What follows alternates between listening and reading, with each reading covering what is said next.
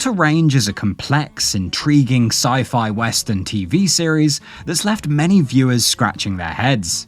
So let's take a look behind the scenes with 20 things you didn't know about Outer Range, such as the Easter eggs you might have missed, the meaning behind all of his karaoke, and everything we know so far about a possible third season. So the initial idea for Outer Range came from playwright Brian Watkins back in 2017. Because having grown up in Colorado, Watkins really wanted to write something that bore the strangeness and the mystery of the West, saying, "I always tell people the West is a kind of place where you can walk up to the edge of a tree line and feel like you're staring into another world.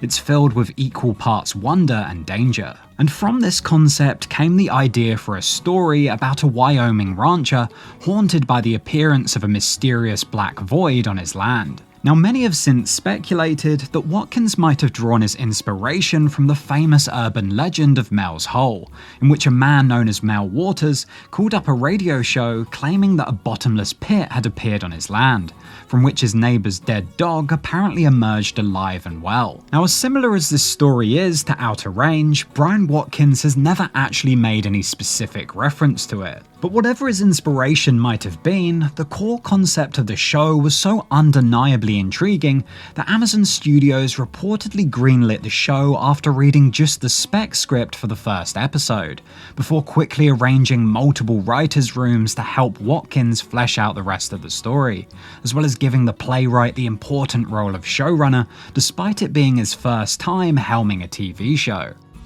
So probably the most important casting in Outer Range was the role of Royal Abbott, given how crucial that character is to the story and the wider appeal of the show. And for that reason, Brian Watkins set his sights on Josh Brolin, who is no stranger to westerns, with roles in True Grit, Jonah Hex, and No Country for Old Men. So Watkins apparently decided to write the famous actor a personal letter, asking him whether he'd be interested in appearing in Outer Range, despite the movie star not having worked in television for 2 decades, since his appearances in The Outer Limits and The Young Riders.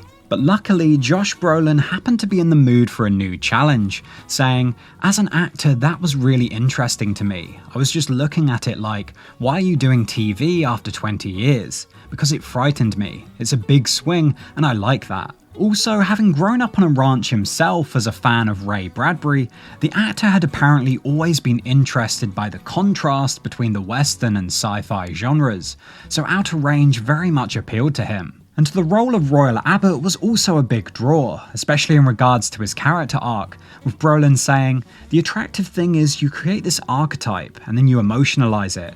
You crack him or you break him. He's created a foundation that's all about selflessly protecting his family, but because of holding on to secrets, that foundation is precarious and fragile. So when he's hit by this unknown thing, that foundation goes crumbling.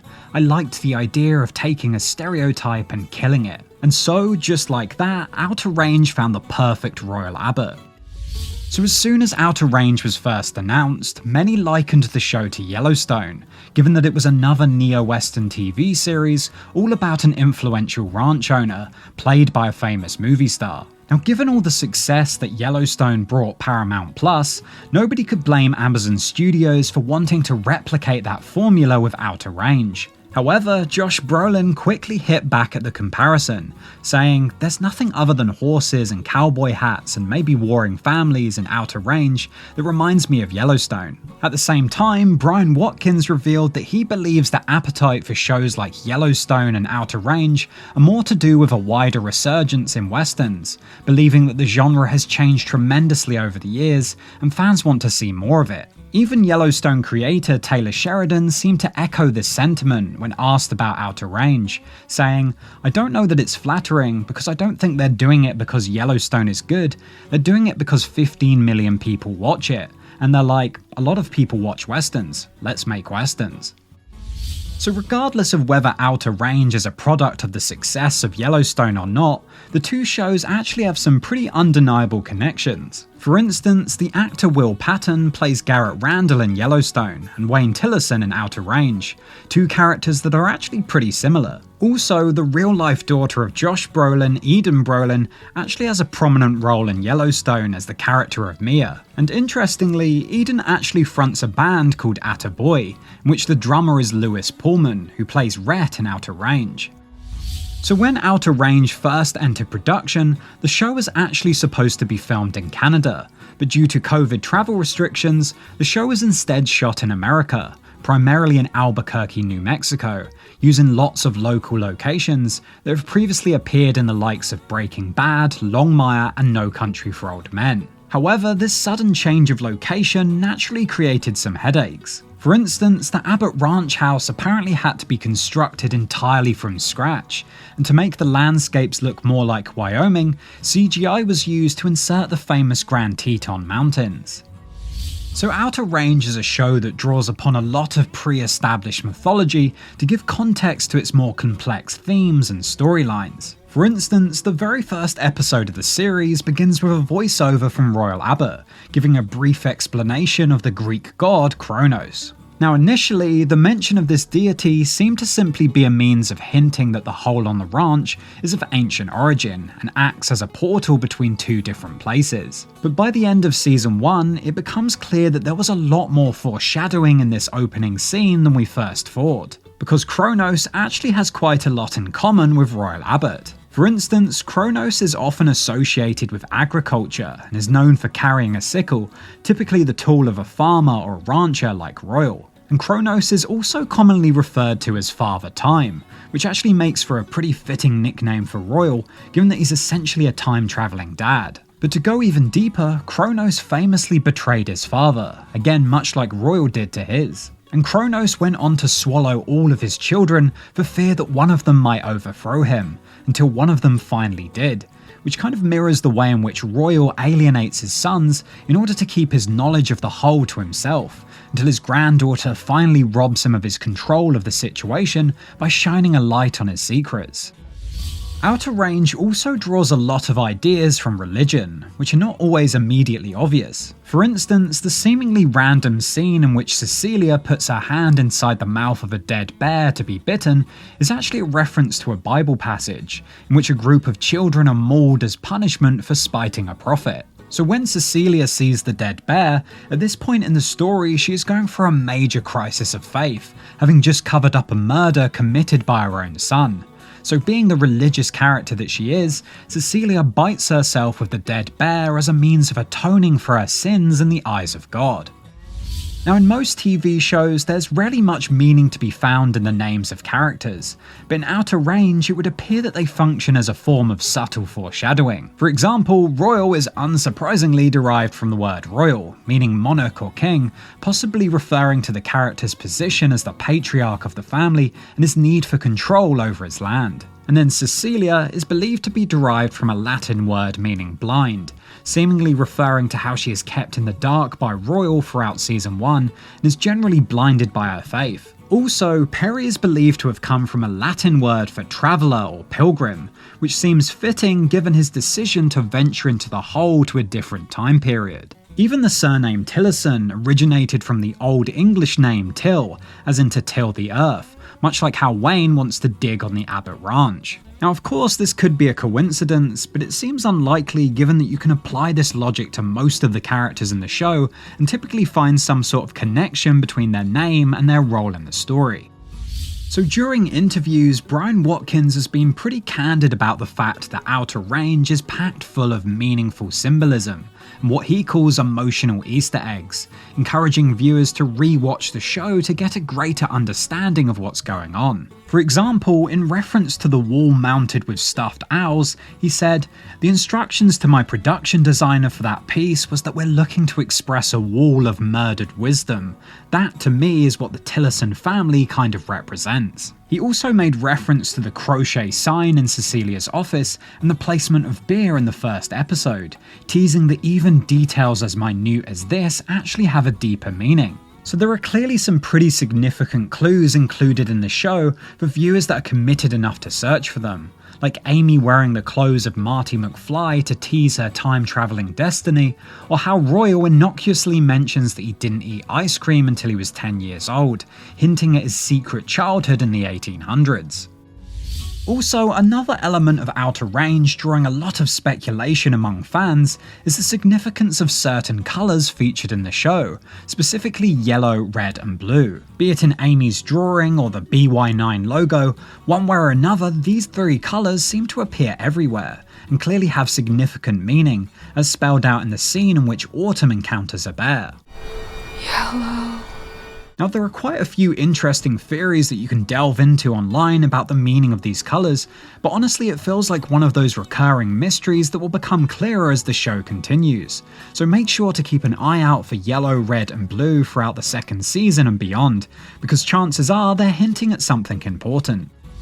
Another unsolved mystery in Outer Range to look out for is the recurring appearance of the number 9. Because much like the hatch numbers in Lost, the number 9 seems to pop up everywhere in Outer Range, including in the name BY9, the amount of months Rebecca has been missing, the age of Amy, the age Royal can't remember from, as well as many more examples spoken in dialogue and shown on screen. And again, much like how Lost kept mysteries hanging until later seasons, it feels like the number 9 will eventually be given a greater meaning within the lore of the show, which will reveal its inclusion in season 1 to be a case of subtle foreshadowing. Also, if you're enjoying the video so far, it would be great if you could leave it a like just to help share it to others, but let's get back into it. So another big source of discussion from season 1 were the scene-stealing musical numbers performed by Billy Tillerson. Now, many critics and viewers believe that these scenes, amongst others, felt somewhat out of place in the show and were pretty tonally jarring. However, as cheesy as they might have been, it would seem that a lot like everything else in Outer Range, these musical moments might actually have a deeper meaning. Because in an interview, Brian Watkins said, "There's several places where if you listen carefully or if you examine what he's singing or talking about, if you really get into the lyrics, you might find some shape of the story or some shape of what a character's about to do or is grappling with." Now, the songs that Billy sings are listed as follows, and are all from the 80s, which in a show involving time travel might well be a clue in itself, especially given that one of the more popular theories online is that Billy might in fact be a younger version of Wayne Tillerson who has travelled back in time. Alternatively, it's possible that these songs are hints that Billy somehow has knowledge of things that haven't happened yet, with his choice of songs acting as subtle clues about the future.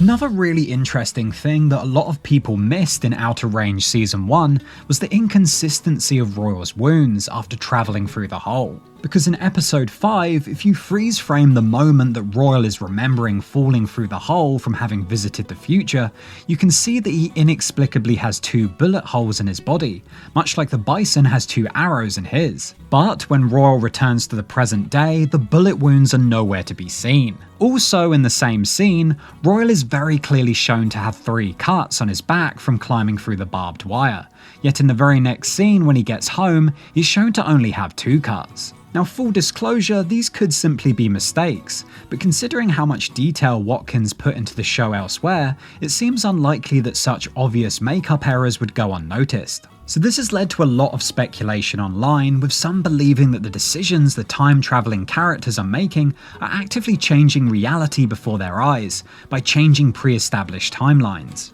But an even trippier theory out there is that scene to scene, Outer Range is flitting between alternate timelines. They're all playing out at once, explaining why there are so many odd discrepancies between scenes. Now, as unlikely as that sounds, this theory does become a whole lot more convincing upon hearing an interview from Brian Watkins, in which he said, "In the first few drafts of the pilot episode that I wrote, I really wanted to impress upon people the idea that this story was about the flattening of time, or the crunching of time, and how past, present and future live in these very overlapped ways, particularly for the people in Outer Range."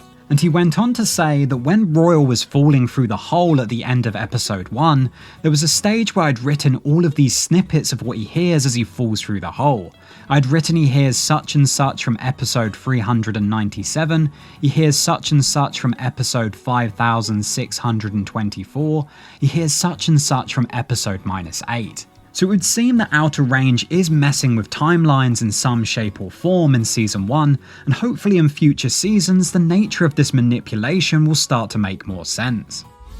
So considering all the mysteries and cliffhangers that the first season of Outer Range introduced in 2022, many fans were desperate for news of a second season. However, Amazon left it over 6 months before finally announcing that Outer Range would officially return for a second season in 2024. And in a recent interview, Josh Brolin shone a light on the ratings of the first season and why the show took so long to return, saying, "We were all waiting, there was a big fan base, but it wasn't a runaway hit.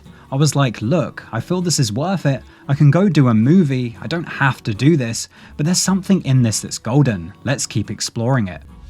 So even though Josh Brolin and the rest of the cast seemed keen on returning for a second season of Outer Range, it sounds as if the making of the first season was not always smooth sailing, because apparently the filming of it could be brutal, with long days in tough, sometimes freezing conditions, with Brolin saying, "We were with people with a little lack of experience. So the idea of me running in the snow naked was super attractive to them, but for me, after 40 years, it was more like, can I do this without dying or getting frostbitten?" And in the same interview, Josh Brolin explained his frustrations with the lack of answers provided to him while shooting Season 1, saying, "We had some people involved that were like, you need to just trust." And I was like, yeah, bullshit, we need to know, we're the storytellers and we create the mystery. So despite how well Season 1 turned out, it would seem that there was some tension on set which likely needed addressing before Season 2. So alongside the announcement of a second season, it was revealed that the creator of Outer Range, Brian Watkins, would not be returning as showrunner, apparently parting ways with Prime Video on positive terms. And when asked about the change, Josh Brolin said, "With Brian, I think he was given a responsibility that was irresponsible given his experience. He had never been on set before. It makes perfect sense to me why we were meandering at times." Now, despite all this, Brian Watkins hasn't let his time on Outer Range deter him from getting back in the director's chair, having since written and directed a new short called Diviners, which is currently in post-production, with Julia McDermott and Lewis Pullman set to star. So with Outer Range now in need of a new showrunner for Season 2, Amazon decided to appoint Charles Murray, who has a lot of experience in TV, after working on shows like Sons of Anarchy and Luke Cage. And as daunting of a task as it must be to take over a show as complex as Outer Range, Murray was apparently more than up for the challenge. Because having been a big fan of Season 1, Murray actually saw its finale as the perfect way in, saying, "There's so many directions you can go in, so many things you can answer and build on, what better place to enter a show?" So with a new showrunner on board, if you notice any big shift in tone or direction in Season 2 of Outer Range, it will likely be because of this big shake-up behind the scenes. So considering that Brian Watkins is no longer writing Outer Range, it does raise questions about whether the show actually knows where it's going, and whether there'll be answers to all the questions and mysteries that he introduced in Season 1. But Watkins has previously clarified that from the start he always had an ending in mind, saying, "I did know where I was going to go. I think we had some clear guideposts to get to an ending that we were really excited about, but I think we always kept the same ending point." So as far as Season 1 was concerned, there was apparently always a plan in place for where the show was heading, but obviously now that Watkins has left the show, it's possible that his planned ending could be altered by Murray. But either way, it's good to hear that Outer Range is not another show that is being made up as it goes along.